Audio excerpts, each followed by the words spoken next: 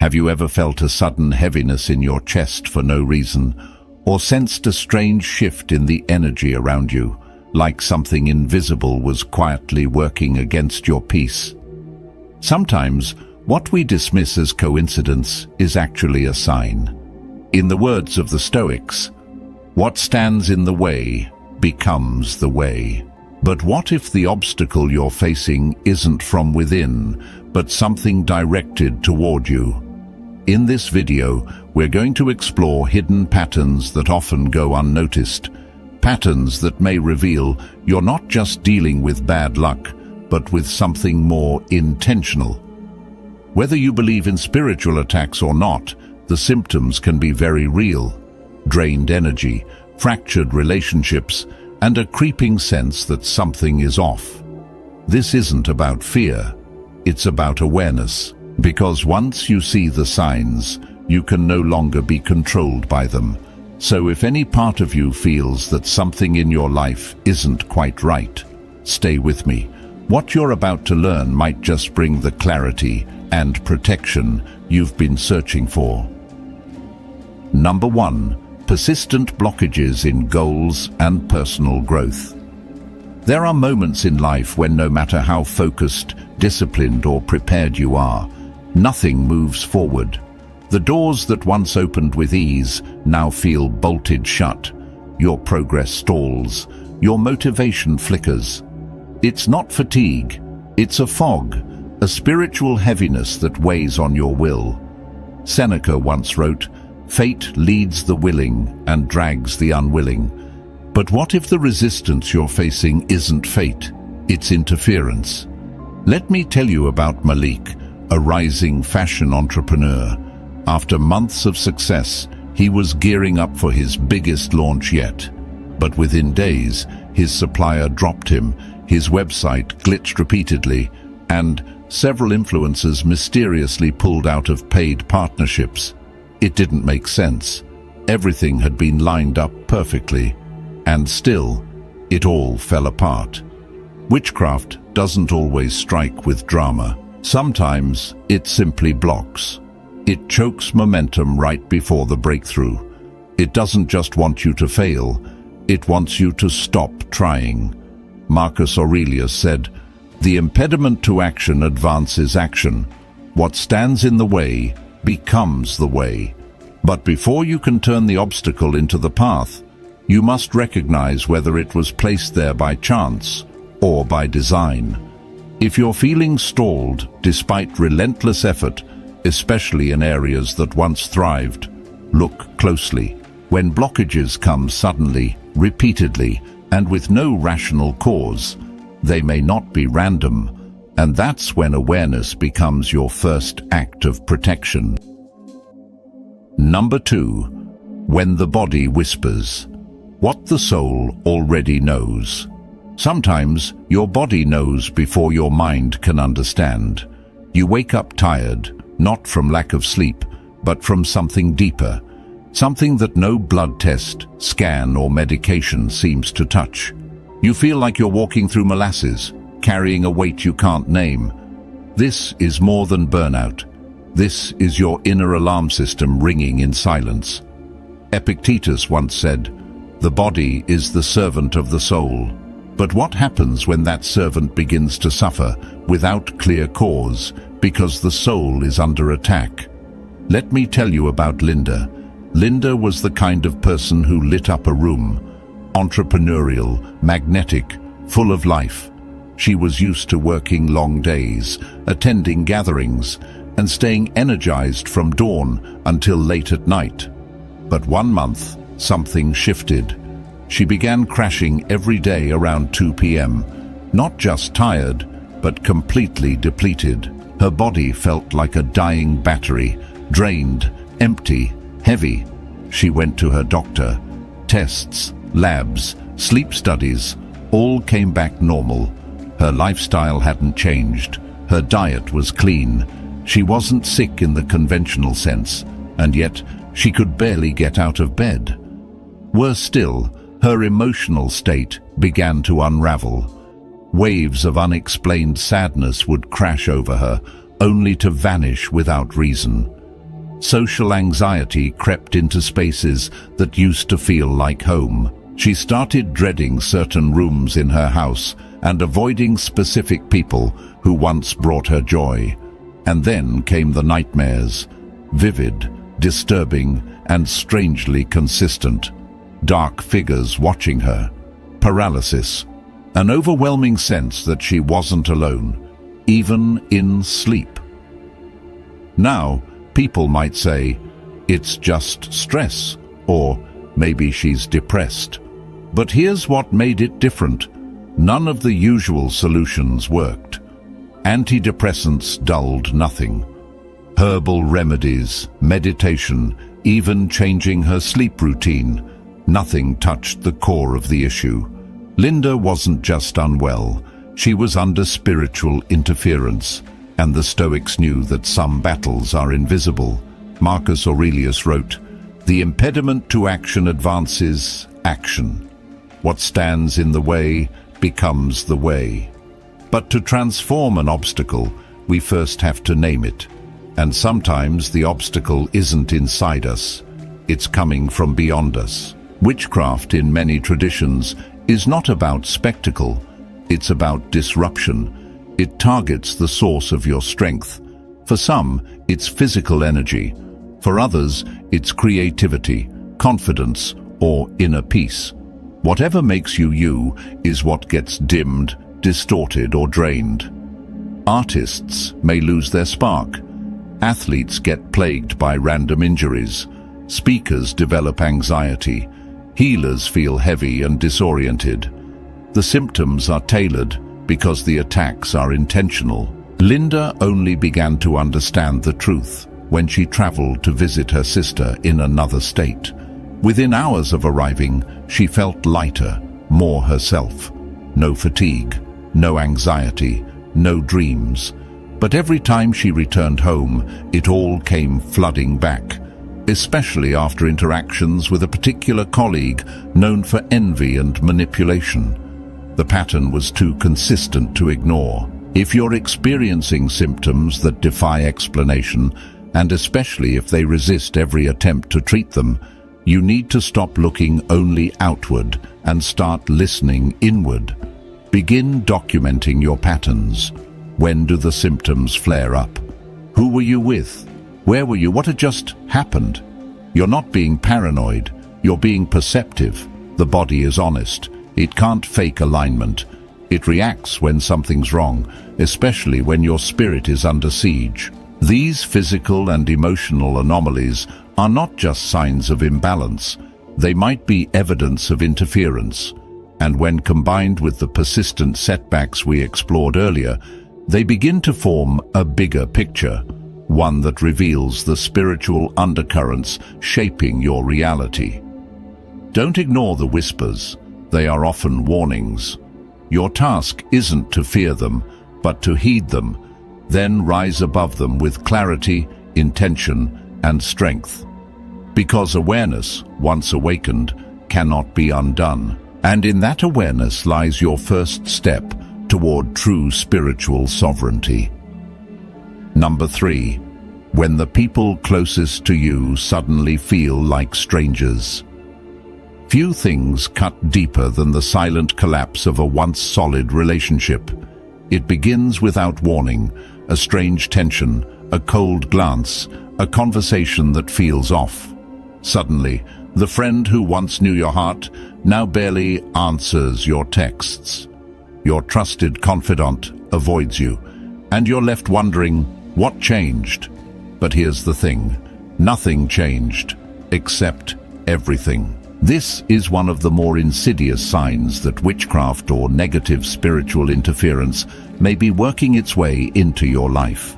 Because when dark energy seeks to destabilize you, it doesn't always come through direct attacks. Sometimes it moves like smoke, quiet, invisible, but suffocating the very air of your closest bonds. Seneca once wrote, "A faithful friend is a strong defense, and he that hath found such a one hath found a treasure." So what happens when that treasure suddenly turns to stone? Let me tell you about Naomi. She was deeply connected to her inner circle, tight-knit, joyful, grounded. But then things began to unravel. Her oldest friend stopped replying to her messages. Her team at work began to treat her like an outsider. People she loved suddenly viewed her with suspicion, and worse, couldn't explain why. "I don't know what it is," they said. "You just feel different." Naomi tried to fix things. She reached out. She explained. She apologized for things she hadn't done, but the distance only grew. And when she looked back, she realized something chilling. These rifts always deepened right after interactions with one particular individual, someone charming on the surface, but strangely invested in Naomi's private life. The Stoics understood the importance of protecting not only your peace, but your relationships. Marcus Aurelius advised, "The soul becomes dyed with the color of its thoughts." But the thoughts of those around us can also be dyed, planted, twisted, turned. When witchcraft targets your social world, it does so by inserting confusion, distrust, and subtle division. It might manifest through miscommunications that don't make sense, emails that never arrive, texts that are misunderstood, sudden resentment or jealousy from people who once celebrated your wins, old arguments reigniting without reason, entirely false memories surfacing on their part or even yours. It's like someone is distorting the frequency of your connections, turning harmony into static. These emotional shifts aren't natural, they're engineered. And the most painful part? You begin to doubt yourself. You wonder, did I do something wrong? Did I change? Am I the problem? That confusion is part of the attack. When you're isolated, you're more vulnerable, and vulnerability, without awareness, makes you easy to manipulate. But here's what you must remember. When people act out of character, they are not always acting from themselves. Sometimes they're reacting to energy that doesn't belong to either of you. To protect your social world, the Stoic way is clear. Stay grounded in reason, document strange patterns, and when possible, meet people face to face. Electronic communication is easy to twist. Real presence is harder to corrupt. Trust your instincts. If someone close to you feels off, don't jump to blame, but don't ignore the signal either. Look for consistency, patterns, timing. Naomi eventually reclaimed her circle, but only after stepping back and clearing the spiritual interference that had taken root. She learned that the war wasn't with her friends, it was with the unseen forces acting through them. Relationships are sacred, and when they begin to fracture without cause, your awareness must sharpen. Combined with other signs, this pattern is not just social, it's spiritual, and knowing the difference is your first step toward restoring the bonds that truly matter. Because sometimes saving your peace means understanding that not all distance is your fault, and not all silence is absence. Some of it is interference, and you have the power to break through it. Number 4. Silent anchors. When objects speak the unseen. Not all attacks arrive as loud events. Some slip into your life quietly, through items that seem ordinary, yet hum with something that doesn't feel quite right.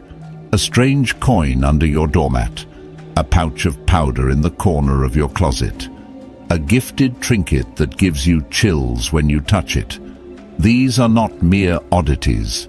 They are physical anchors, deliberately placed to tether spiritual energy to your space. This sign is as old as spiritual warfare itself. Across cultures, objects have long been used as vessels to carry intention, both light and dark. And in cases of witchcraft, the darker intentions don't announce themselves. They blend in. They wait. Epictetus once said, "Appearances to the mind are of four kinds. Things are either what they appear to be, or they neither are nor appear to be, or they are and do not appear to be, or they are not and yet appear to be. Strange objects often fall into that final category. They are not what they seem, but they seem like nothing at all. Let me share a story. Jared had recently moved into a new apartment, a quiet space with good light and a sense of peace. Or so it seemed. Within a few weeks, he began waking up every night at 3:33 a.m., gripped by anxiety and the unshakable feeling that someone was watching him. He dismissed it as stress from the move, until one day, while vacuuming under the bed, he found a tiny leather pouch. Inside, hair clippings, a rusty nail, and a small piece of paper with markings he couldn't read. He hadn't placed it there. Witchcraft often operates through symbols and touch points. Items like these, bundles of herbs tied with red thread, small jars filled with odd materials, even coins arranged intentionally, are planted to act as conductors. You'll often find them near thresholds, the front door, the entrance to your bedroom, the corners of spaces where energy flows or lingers, and sometimes they're embedded into items you already own: clothing, jewelry, grooming tools, things that regularly interact with your personal energy field. Marcus Aurelius once reminded himself, "The impediment to action advances action. What stands in the way becomes the way." But only if we recognize the obstacle. And in this case, the obstacle may not be metaphorical. It might be hiding in plain sight. So how do you know what's ordinary versus what's intentional? The key is not just what you find, but how you feel around it. An object that carries dark intent often brings with it a subtle shift: discomfort, nausea, fatigue, or sudden anxiety. Trust your body. It often senses what the mind hasn't yet named. And here's something crucial. If you discover such an item, do not touch it with your bare hands. Always use gloves, tongs, or another tool to remove it. Place it in a sealed bag, far from your living space, and cleanse the area thoroughly. Sage, salt, bells, prayers. Use whatever resonates with your spiritual framework to reclaim the space. It's not about superstition. It's about awareness. These items act like physical bookmarks in the pages of your life, left there by someone writing a story that you didn't agree to. Jared's peace only returned after he cleansed his apartment, removed the object with care, and broke contact with a former partner who had recently re-entered his life, bringing chaos, charm, and a housewarming gift that now made a lot more sense. Recognizing strange objects or arrangements isn't paranoia, it's perception. When your external world starts shifting, always ask, what has entered this space? Physically, emotionally, spiritually. Because in the Stoic path, the first act of strength is to see clearly, and sometimes what you see can save your spirit. Number 5. Unnatural technological malfunctions and disturbances. In the ancient world, signs of spiritual disruption came in broken mirrors, sick animals, or sudden storms. But in our digital age, the omens have changed form. Now, they arrive through frozen screens, distorted audio, files that vanish without explanation, and they often strike when you're on the brink of expression or revelation. It might seem ridiculous at first: a glitchy phone, a crashing computer. Most people would call it bad luck or outdated tech. But what if the pattern is too specific to ignore? Witchcraft, like all things, adapts. And today's energy attacks often move through the same invisible currents our technology does. Just as a radio picks up frequencies you can't see, your laptop, your microphone, even your Wi-Fi can become conduits for spiritual interference. especially when you're trying to speak truth, share wisdom, or heal. Take the story of Chloe. She was working on a podcast series about ancestral trauma, deep, powerful work. Every time she began recording certain episodes, her audio would corrupt. Her editing software froze only on files tied to that subject. She tried different equipment, new software, even changed locations. The problem followed her until she began journaling her experiences by hand. The static stopped. That's when she realized the disturbance wasn't technical, it was intentional. Epictetus once said, "You must protect your mind as you would a citadel." In the modern world, that protection extends to the tools that carry your voice, because sometimes silencing the message is easier than attacking the messenger directly. So ask yourself, do your devices fail only when you're working on personal or spiritual content? Does your phone drop calls when speaking to a certain person? Does your Wi-Fi cut out when you're praying, meditating, or journaling online? Do your recorded videos corrupt when discussing certain truths? If the malfunctions follow a theme, not just a device, you're not dealing with tech issues. You're dealing with energy interference, and that's not paranoia. That's discernment. Marcus Aurelius wrote, "The soul becomes dyed with the color of its thoughts." And in our time, those thoughts are often transmitted through code, signal, and sound. When your tools of expression begin to fail repeatedly and mysteriously, it's worth asking who, or what, benefits from your silence. Here's what you can do. Start by grounding your technology. Place protective stones like obsidian or black tourmaline near your devices. Use sound cleansing, bells, mantras, or solfeggio frequencies, especially before starting meaningful work. Speak aloud your intention to protect your message. These aren't superstitions, they're spiritual hygiene. And remember, the Stoics didn't fear the unknown. They studied it. They questioned it. They stayed calm and clear, even amid chaos. You can do the same. Don't rush to blame, but don't ignore repeating patterns, especially when they block your voice or your vision. Chloe reclaimed her voice by protecting not just her space, but the tools that amplified her truth. So can you. In a world where energy moves through wires and waves, don't assume every disruption is random. Sometimes, interference is the clearest signal that what you're doing matters. And that's exactly why you must not stop. Number 6. Unexplainable negative patterns that keep repeating. Everyone has rough days. The coffee spills, the train runs late, your boss seems to wake up with a vendetta. That's just life. But when disruption becomes routine, when chaos knocks on your door week after week, always hitting the same parts of your life, you must pause and ask, is this still coincidence? Or is something more intentional at play? The Stoics taught us to distinguish between what is in our control and what is not. But they also warned us not to sleepwalk through life. As Marcus Aurelius wrote, "If someone can prove me wrong and show me my mistake, I will gladly change. It is the truth I seek." And sometimes, the truth hides behind a veil of patterns too persistent to ignore. Let's look at a real case.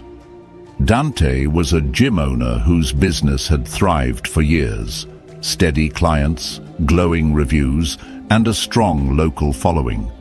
Then, without warning, the spiral began. Equipment malfunctioned for no reason. Long-term clients began cancelling, citing weird vibes. A local competitor started spreading subtle but damaging rumors. Dante found himself suddenly battling illness after years of perfect health. What made it stranger? Every time he tried to launch a new promotion, his website would crash. Every romantic evening he planned with his partner was interrupted by the same: accidents, miscommunication, inexplicable mood swings. It wasn't just bad luck. It was a web. Here's how you know the difference between normal setbacks and something more sinister: when the chaos becomes targeted, when it always affects what once brought you joy, stability, or forward motion, and when the disruption follows a rhythm, always just as you're about to succeed, connect, or level up. Seneca wrote, "We are more often frightened than hurt, and we suffer more in imagination than in reality. But what if your suffering isn't imaginary, and the fear you feel is your intuition ringing the alarm?" Witchcraft doesn't always arrive with symbols and rituals. Sometimes it shows up as orchestrated misfortune, timed so precisely it slips under your radar as just life. But you know your own rhythm. You know when your efforts should be bearing fruit, and instead keep producing dust. A few examples to reflect on. Your car breaks down only when you're heading to job interviews or important meetings. Your internet crashes every time you're about to close a deal or record content. Conflict erupts out of nowhere just before family gatherings or big decisions. These aren't just flukes, they're interference. So what can you do? Start documenting, keep a pattern journal, note when things go wrong, who was around, what was about to happen, and how it made you feel. Within weeks you may start to see it. The same names, the same timings, the same emotional triggers.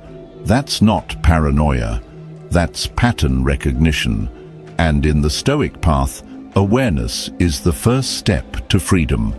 Dante eventually traced these disruptions back to someone in his network, a person who had once asked for his mentorship but grew resentful when success didn't come easily. Once he recognized the link, he took steps to protect his space, spiritually and physically. Slowly, his energy and life began to align again. You don't need to live in fear, but you do need to live awake. If chaos keeps finding you, and always in the same rooms of your life, it may not be an accident, it may be a sign. And now that you know how to see it, you're already one step closer to taking back your power. Number 7. Intuitive warnings and spiritual disturbances. The final sign that someone might be working witchcraft against you is often the quietest, but perhaps the most powerful: subtle intuitive warnings and spiritual disturbances. These are not events you can see with your eyes, but feelings you sense deep in your chest, long before your mind can explain them. And that's exactly why they matter. Epictetus once said, "There is a divinity within us that perceives what is right and what is wrong." That inner compass, what we often call intuition, is your soul's alarm system. When something is off, it whispers. And when the danger is spiritual, those whispers grow stronger. Think back to a moment when you felt a sudden urge to avoid someone, or an overwhelming unease in a space that once felt safe. Perhaps you planned to take a certain route home, then something told you not to, only to hear later that something bad happened there. Or maybe a new person entered your life, charming and well-liked, yet something deep inside you recoiled for reasons you couldn't explain. That's your intuition. And when it starts firing for no obvious reason, especially in patterns, you must listen. These warnings often show up as physical symptoms: a tightening stomach around certain people, goosebumps in a specific corner of your home, or even pressure in your chest when entering a room. And while these responses seem subtle, they are your body's ancient language for survival. Your conscious mind may still be catching up, but your spirit already knows. Pay attention to your dreams. Have they changed recently? Many people under spiritual attack report recurring nightmares, being chased, restrained, or stalked by shadowy figures. Others dream of familiar faces behaving in threatening, twisted ways. These aren't just dreams, they're messages, because in sleep, your mind quiets down and the soul speaks freely. Marcus Aurelius taught, "The soul becomes dyed with the color of its thoughts." So when your prayers feel blocked, your meditations disrupted, or your inner peace fogged by intrusive thoughts, consider this. What has entered your spiritual space? These disturbances often intensify when combined with other signs: repeated bad luck, emotional exhaustion, social disconnection. Alone, intuition may feel vague, but when paired with real-world patterns, it becomes a signal, loud and clear. So how do you protect yourself? Begin by trusting your impressions. Write them down. Track when discomfort arises, around whom and in what places. Don't rush to label them irrational. Instead, ask, what is this trying to tell me? Your intuition is not weakness, it is wisdom, and it may be your first and only warning before deeper harm arrives. If several signs in this video resonate with you, don't ignore them. You have the power to act. Cleanse your space. Use salt, sound, or sacred smoke. Strengthen your energy through grounding practices. Visualize a shield of light before entering difficult environments. Carry protective stones like obsidian or black tourmaline. These are not superstitions. These are ancient practices, rooted in generations of wisdom, meant to keep your soul aligned with truth and clarity. In the end, you have two choices: dismiss your intuition and continue suffering in silence, or honor it and reclaim your spiritual freedom. And as the Stoics would remind you, awareness is not fear, it is the beginning of mastery. Your journey begins now. Stay grounded, protect your light, and trust your intuition. Comment, "I claim clarity," and don't forget to subscribe for more guidance on reclaiming your power. Your strength is returning.